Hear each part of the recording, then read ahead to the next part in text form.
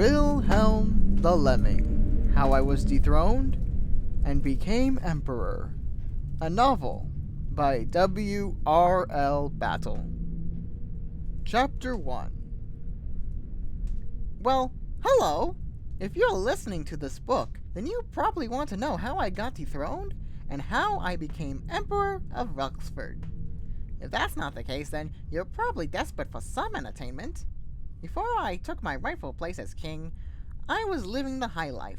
When you're the youngest of 4 brothers in the royal family, there's not much for you to do other than party, play games, and lying about soaking up the sun. I had it all figured out back then. I would never be king, and that was all right with me. But, unfortunately, as you probably have guessed, I became king. My first brother, Wilhelm I, died of a heart attack riding the merry-go-round. My second brother, Wilhelm II, was captured by pirates and was never heard from again.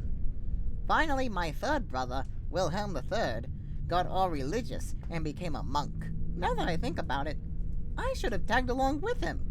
Living in the monastery for the rest of my life would have been a whole lot better than ruling an entire nation.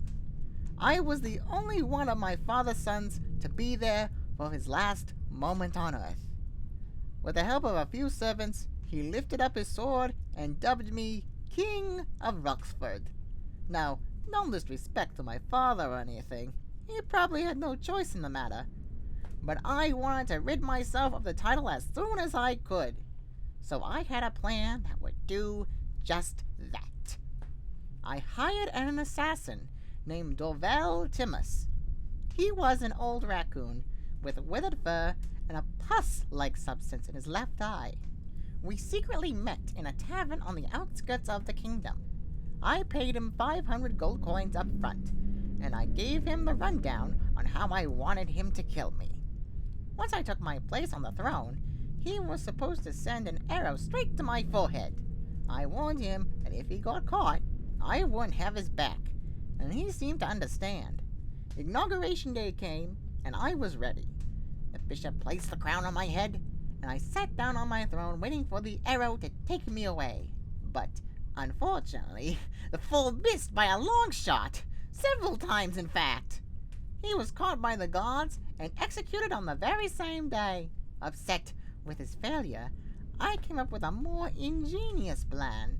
If I was going to be king, then I was going to be the worst king Ruxford had ever seen. They would have no choice but to dethrone me. For the first week or so, I made up so many laws, I guess you could say I lost track. It was all put to an end when my advisor showed up in my throne room 5 weeks into my reign. Rudding, a beaver, came out of the crowd and spoke. "Sire," he said with all his strength, "the people are not happy at all with what you've been doing." "They're rioting in the streets," shouted one advisor. "They want your head on a silver platter," said another. "They want you dethroned," shouted another one. I think I'm in the wrong meeting," shouted another. Well, I tried, I said, giving a false sigh. I guess I'm not cut out to be a ruler. I've brought shame to my family name. "What do you suppose we do?" asked Rudding. Well, I don't know, I replied. You're a bunch of smart guys. Just come up with something. They all gasped. A sight of dread formed on their faces, except, oddly enough, Rudding's. What's wrong? I asked. "God, seize him!" shouted Rudding, pointing his finger at me. Hey, I said, confused. What'd I do? "All right, what seems to be the problem here?" said one of the guards. "The king said we're a bunch of smart guys," answered Rudding. "Yep, that's a violation of Decree 1654-21047-3, replied the guard. "By order of King Wilhelm IV, referring to the royal advisors as a bunch of smart guys is punishable by life in prison." But I'm the king, I shouted at the guard. "You can't do this to me!" Sorry, my lord, the guard replied. no one's above the law, including you. With that, he grabbed me by the shoulders and dragged me down to the royal jail. I wanted to live a life outside the kingdom, not in its prison. He unlocked the jail door and tossed me as if I were a rag doll into a black abyss. I landed on the damp, cold floor with a thud. The door closed behind me.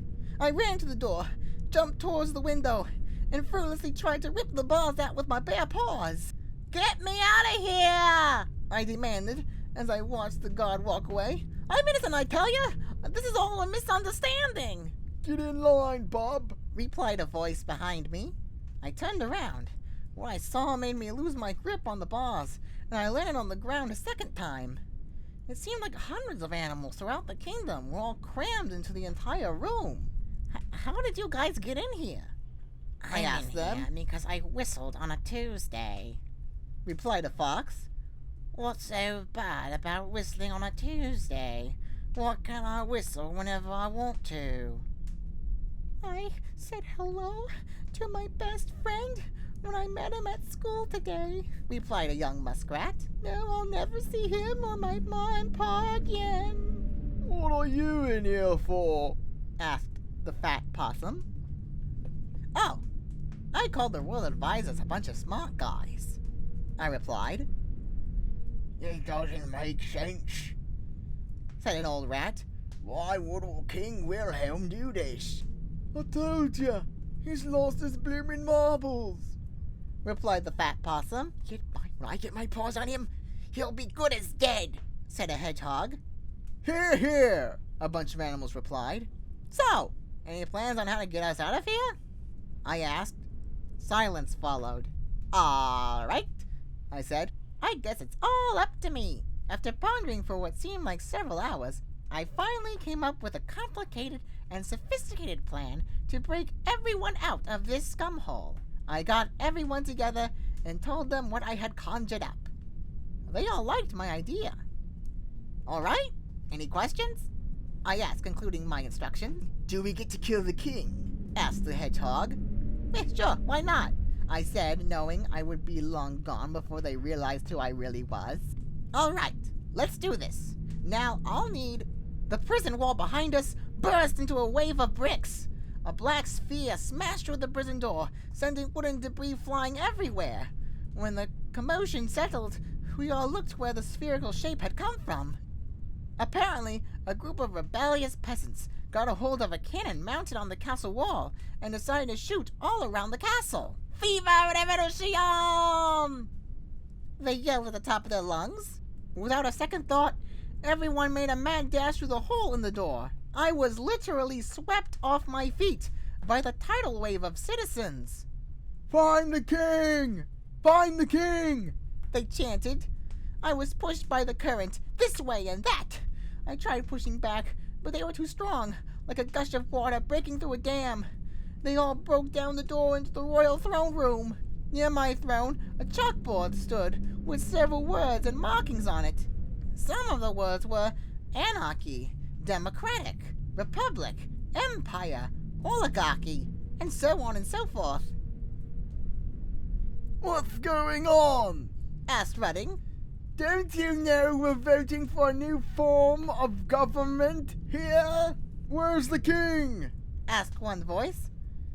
"We want to purge his eyeballs out, wrap his intestines on a stake, and drown him to death with his own blood," said an angry female voice. Redding looked at me. I silently begged him not to turn me in, but his deathly smile made me realize it was all in vain. Why, he's right there, he replied. Where? They asked. Redding grabbed the crown from the floor and said, Why, right here. He walked towards me and placed the crown on my head. Everyone gasped before looking at me with rage burning in their eyes. Now, guys, let's don't be too hasty, I said, slowly backing away. After all, I wanted to get out of the prison just like you guys. "We understand," said the young muskrat. You do? I asked. He smiled at me and then said, Nope. Get him! I turned around and ran as fast as I could. I ran down the stairs, ran out of the castle, ran past the courtyard, and ran outside the gate. I ran so fast my crown fell off my head a couple of miles back. I ran so fast I didn't have time to think of Redding's random act of betrayal. What did I ever do to him to make him want to do that?